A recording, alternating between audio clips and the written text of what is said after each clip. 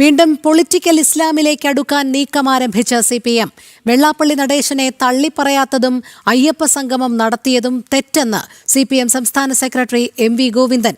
മലപ്പുറത്തെ സാഹചര്യങ്ങളെക്കുറിച്ച് വെള്ളാപ്പള്ളി പറഞ്ഞ വസ്തുതകൾ മുസ്ലിം വിരുദ്ധമെന്നും ഗോവിന്ദൻ പറഞ്ഞു. നേരത്തെ P ജയരാജനും വെള്ളാപ്പള്ളിയെ അധിക്ഷേപിച്ചിരുന്നു.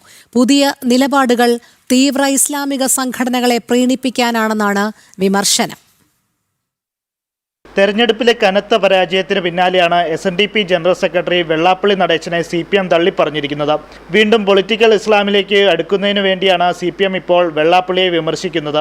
വെള്ളാപ്പള്ളി രണ്ട് തോണിയിൽ കാൽ വെക്കുന്ന നിലപാടാണ് സ്വീകരിക്കുന്നതെന്നാണ് CPM സംസ്ഥാന സമിതി അംഗം P ജയരാജിന്റെ അധിക്ഷേപം ഇന്ന് ഉണ്ടായിരിക്കുന്നത്. അതിനായി പറഞ്ഞ വിശദീകരണം വെള്ളാപ്പള്ളി നടേശൻ നവോത്ഥാന സമിതി തലവനായിരിക്കുമ്പോൾ തന്നെ മകൻ പ്രതിപക്ഷ പാർട്ടിയിൽ പ്രവർത്തിക്കുന്നു എന്നതാണ്. P ജയരാജിന്റെ അധിക്ഷേപങ്ങൾ കടുത്ത ഇരട്ടത്താപ്പിനെയാണ് സൂചിപ്പിക്കുന്നത്. കാരണം ഈ സാഹചര്യങ്ങളെല്ലാം തിരഞ്ഞെടുപ്പിന് മുൻപും കേരളത്തിലുണ്ടായിരുന്നു. അകന്നുപോയ മുസ്ലിം വോട്ട് ബാങ്ക് തിരിച്ചുപിടിക്കാനും തീവ്ര പൊളിറ്റിക്കൽ ഇസ്ലാമിനെ പ്രീണിപ്പിക്കാനുമാണ് മലപ്പുറത്തെ സാഹചര്യങ്ങളെക്കുറിച്ചുള്ള വെള്ളാപ്പള്ളിയുടെ പ്രസ്താവനകളെ മുസ്ലിം വിരുദ്ധമാണെന്ന് പറഞ്ഞ് CPM സംസ്ഥാന സെക്രട്ടറി MV ഗോവിന്ദൻ രംഗത്തെത്തിയിരിക്കുന്നത്.